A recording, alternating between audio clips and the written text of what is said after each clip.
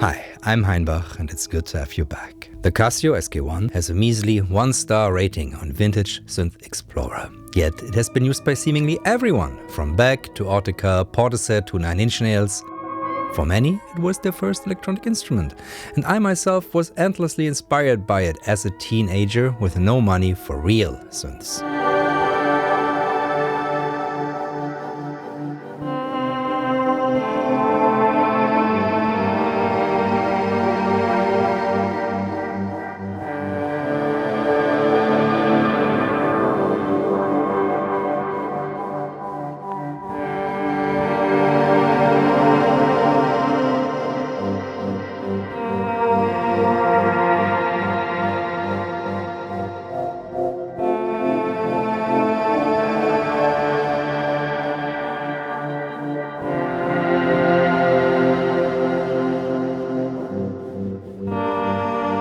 It is a mass-produced digital toy sampling keyboard, and it has recorded and played back more farts and curse words at all kinds of pitches than any other instrument.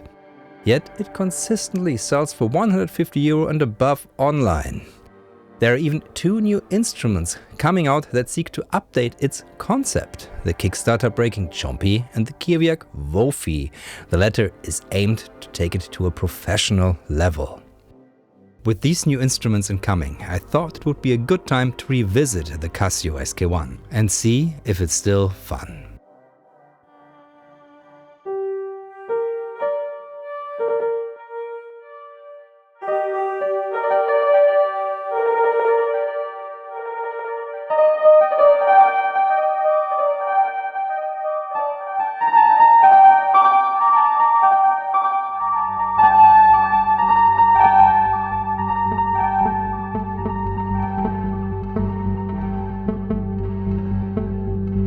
I found a slightly battered SK-1 for €40 on eBay, which still seems like a high price to me.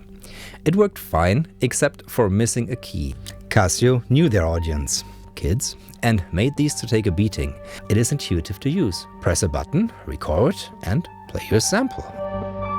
I took it with me on holidays to the Greek island of Hydra. Easy to do since it's small, and I sat down every morning before my family awoke to make some music.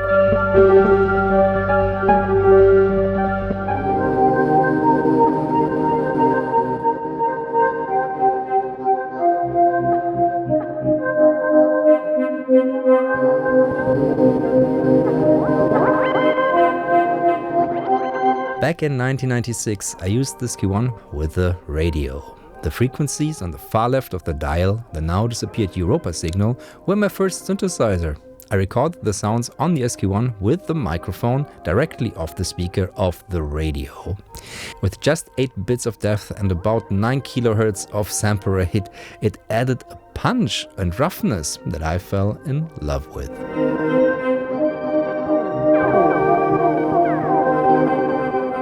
Trying to recreate these sounds reliably with my band got me into synthesis.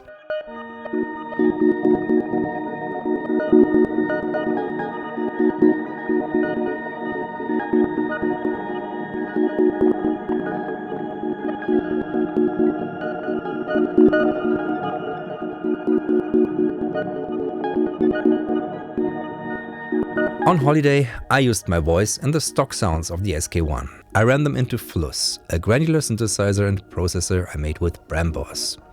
I recorded a few chords and phrases into its buffer, set the heads of the granular engine to parts that I liked, and then played over the evolving soundscapes with the SK-1. I was very surprised how warm and engaging the SK-1 still sounded. Every stock sound found a use and triggered a new musical idea. The additive synth is very cool in a retro gaming vibe. And of course, the sampler. Every note just fits after I added a high pass to get rid of hum and wind noise. It is simple, yet very charming in tone, with a lovely alias glitter and noise all around.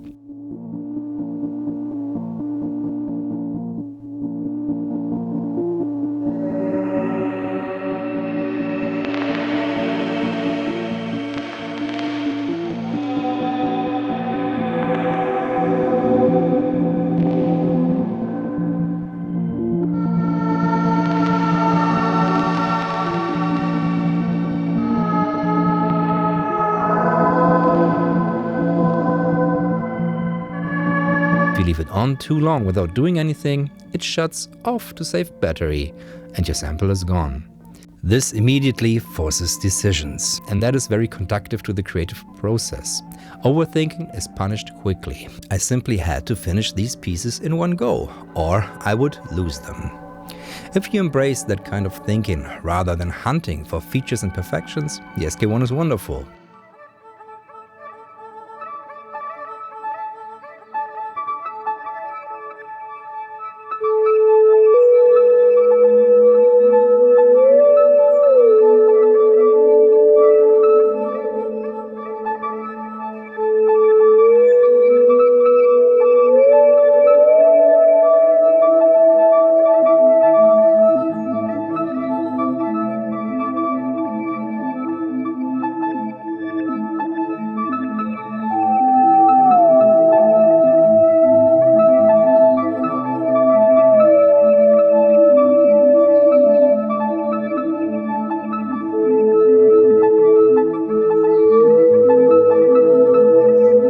What other samplers have that ease of use and crunchy, low bitrate, low sample rate sound?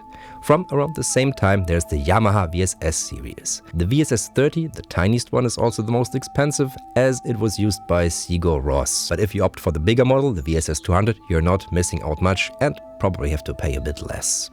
Again, from the same time and moving up to slightly higher fidelity, the Akai S612 is a wonderful and inspiring tool and sits in my studio always right beside me.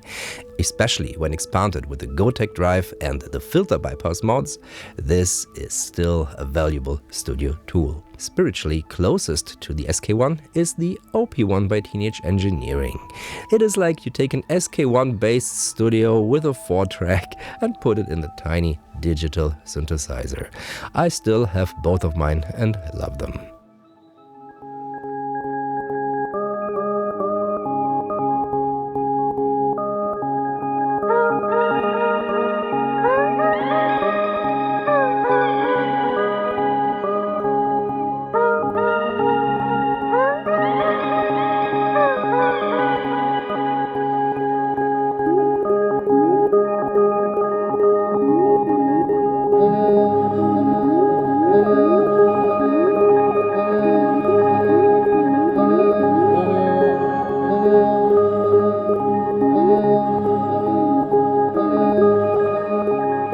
I'm curious how Chompy and Wofi will develop the formula of this simple, intuitive keyboard sampler.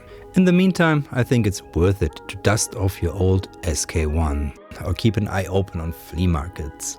After playing this again after such a long time, I think it's an instrument that still has its place in today's studios. It's very low barrier to just pick it up, sing something stupid into it, make noise, and then work that into a piece. If you enjoyed the music in this video, you can find my SK-1 Dreams album on Bandcamp. The patches I made on Fluss with the SK-1 are now part of the preset library, so you can use them in your own music. Tag me if you do. I'm always curious to hear what you do with my instruments. If you have any Casio stories, let me know in the comments below. That's it for today. Thank you all for watching, and I'll be seeing you in the next one. Bye.